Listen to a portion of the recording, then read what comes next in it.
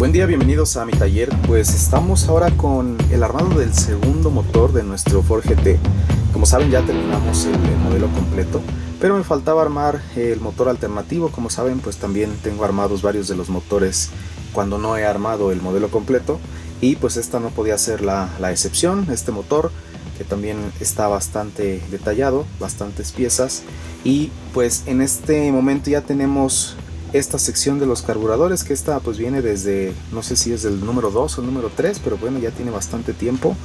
Y tenemos también nuestra transmisión, así que no vamos a ensamblar toda la parte de la suspensión, nos vamos a ir directo solamente al motor. Y aquí tenemos pues 11 números desde el 76 hasta el 86, así que vamos a ensamblarlos. Ya el detalle y un poquito más, pues ahora sí que el paso a paso está en los otros videos. Ahí lo pueden ver justamente en este playlist del Ford GT.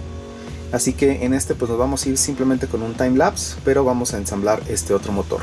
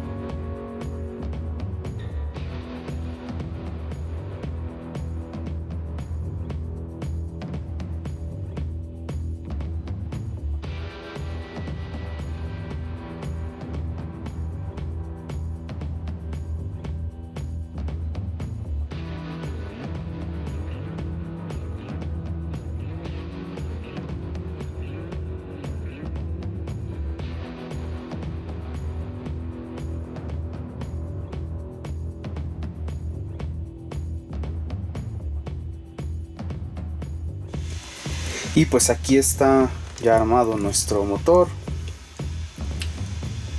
Pueden ver que es muy diferente a los otros motores que hemos armado, ya sin toda la suspensión, ¿no? Y la parte de las flechas y todo, pues se aprecia mucho mejor el sistema de escape, la parte de admisión, ¿no? Carburadores, los cables aquí quedan pues ahora sí que volando, ¿no? Los cables, estas son las líneas de combustible, estas son unas tuberías de enfriamiento y este es el cable que debe de ir a la bobina. Sin embargo, pues todo esto viene en el chasis, entonces pues ya como nada más vamos a armar el motor, pues lo vamos a dejar de esta manera, ¿no? Probablemente haya por ahí alguna otra tubería o algo que le podamos agregar, pero pues básicamente este va a ser el modelo. Así que lo vamos ya a dejar así. Y pues con esto terminamos pues todo lo que teníamos que hacer del GT40.